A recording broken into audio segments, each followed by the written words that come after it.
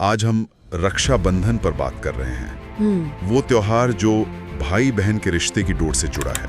हमारे सामने रक्षाबंधन प्रेम और सुरक्षा का पर्व शीर्षक वाला एक लेख है। तो आज हम इसी के जरिए ये समझने की कोशिश करेंगे कि ये सदियों पुराना त्योहार आज के दौर में कैसे सांस ले रहा है, इसका असली मतलब क्या है और क्या वक्त के साथ इसकी आत्मा वो बदल रही है। हाँ, ये जानना तो वाकई दिलचस्प है। श्रावण महीने की पूर्णिमा को मनाया जाता है, ये है ना? जी हाँ। तो ये सिर्फ एक रीति रिवाज नहीं है, ये रिश्तों की गर्माहट और सामाजिक ताने बाने का प्रतीक है असल में। तो फिर इस धागे के पीछे छिपी कहानियों और आज की हकीकत को चलिए परत दर परत खोलते हैं। बिल्कुल, कहानियां तो बहुत हैं इसकी। हाँ, और इसकी जड़ें कहानियों में कितनी गहरी हैं। सबसे मशहूर किस्सा तो शायद महाभारत का है। हाँ, वही कृष्ण और द्रौपदी वाला। जब द्रौपदी ने कृष्ण की घायल उंगली पर अपनी साड़ी का पल्लू फाड़कर बांध दिया था। बिल्कुल, और कृष्ण ने उस छोटे से कपड़े के बदले क्या वचन दिया? द्रौपदी की रक्षा, और निभाया भी जब जरूरत पड़ी। तो ये दिखाता है कि ये सिर्फ एक धागा नहीं है, ये एक जिम्मेदारी का वचन है। सही। इसी तरह रानी कर्णावती और हुमायूं की कहानी भी है, वो भी काफी मशहूर है। हाँ, मैंने भी सुना है। राखी मिलने पर हुमायूं ने अपनी सेना भेजी थी एक राजपूत रानी की मदद के लिए। तो ये दिखाता है कि ये बंधन खून के रिश्तों से भी आगे जा सकता है, मतलब मदद और सुरक्षा का आह्वान। बिल्कुल, और एक यमुना की पौराणिक कथा भी है ना? जी हाँ, जहाँ बहन यमुना की राखी बांधने पर यमराज ने उन्हें अमरता तो नहीं दी, पर हर साल मिलने आने का वचन जरूर दिया। हाँ बिल्कुल। तो ये इससे शाश्वत प्रेम और वो मिलते रहने की चाह से जोड़ता है। तो इन सब कहानियों का सार क्या निकलता है? मतलब समाज के लिए इसका क्या महत्व है? देखिए, सार यही है कि रक्षाबंधन सिर्फ भाई बहन तक सीमित नहीं है। ये एक व्यापक सामाजिक सुरक्षा और नैतिक जिम्मेदारी का भाव पैदा करता है। अच्छा। हाँ, इसीलिए ये पारिवारिक एकता को तो मजबूत करता ही है, इसमें तो कोई शक नहीं। साथ ही उन रिश्तों को भी सम्मान देता है जो खून के नहीं है। जैसे दोस्तों के बीच राखी बांधना, या फिर समाज के प्रति आदर दिखाने के लिए रक्षा सूत्र बांधना। मतलब एक ऐसा धागा जो सुरक्षा और सद्भावना का प्रतीक हो किसी भी रिश्ते में। सही कहा।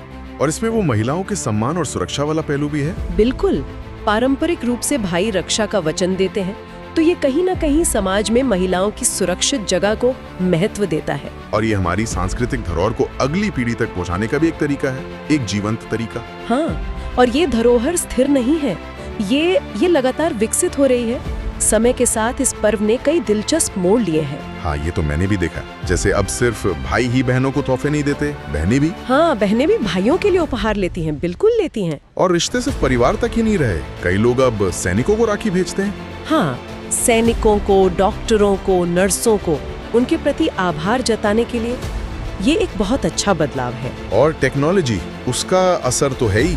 जाहिर है, दूर रहने वाले भाई बहन अब वीडियो कॉल पर मना लेते हैं, ई राखी भेजते हैं। हाँ, ये नए तरीके हैं उसी पुरानी भावना को व्यक्त करने के। बिल्कुल, लेकिन यहाँ एक सवाल उठता है, क्या डिजिटल माध्यम से वो एहसास जुड़ पाता है जो आमने सामने बैठकर राखी बांधने में होता है?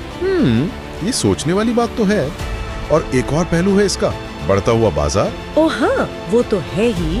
राखियों की इतनी किस्में, डिजाइनर, सोने चांदी की फोटो वाली, बच्चों के लिए अलग, साथ में मिठाइयाँ, कपड़े, गिफ्ट्स, पूरा बाजार सज जाता है। हाँ, और ऑनलाइन शॉपिंग ने इसे और भी बड़ा बना दिया है। ये एक बड़ा आर्थिक अवसर भी बन गया है। लेकिन यहाँ ये सवाल भी उठता है ना कि क्या ये बढ़ता हुआ बाजारवाद कहीं त्योहार की सादगी, उसके असली भावनात्मक मतलब पर हावी तो नहीं हो रहा? हाँ, मतलब कहीं हम तोहफों और दिखावे में उस स्नेह के धागे की अहमियत को कम तो नहीं कर रहे? बिल्कुल, ये एक चिंता का विषय हो सकता है। तो मतलब यह है कि ये त्योहार एक तरह से एक दोराहे पर खड़ा है। एक तरफ इसकी गहरी पारंपरिक जड़ें हैं, दूसरी तरफ आधुनिकता के साथ कदम मिलाने की कोशिश। हाँ, और संतुलन बनाना जरूरी है। ये संतुलन ही सबसे महत्वपूर्ण है। सही। ये त्योहार आज भी प्रेम, सुरक्षा और सामाजिक जुड़ाव का एक शक्तिशाली प्रतीक है। इसके मनाने के तरीके बदल रहे हैं और शायद बदलते रहेंगे। हाँ, समय के साथ। पर इसके पीछे की जो मूल भावना है, एक दूसरे के लिए फिक्र और सुरक्षा का वादा, वो वही बनी हुई है। तो इस पूरी चर्चा से जो बात निकल कर आती है वो यही है कि रक्षाबंधन सिर्फ एक दिन का त्योहार नहीं है।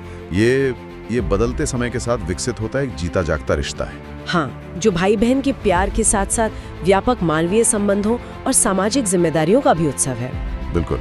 और जाते जाते एक सवाल सोचने के लिए छोड़ जाते हैं दर्शकों के लिए, कि जैसे जैसे समाज और तकनीक बदलेंगे, इस बंधन को निभाने और जताने के और कौन से नए तरीके सामने आ सकते हैं, और क्या वो नए तरीके भी इसकी मूल भावना को उसी तरह संजो कर रख पाएंगे? ये एक बहुत अच्छा सवाल है सोचने के लिए। इसी विचार के साथ आज की ये चर्चा यहीं समाप्त होती है।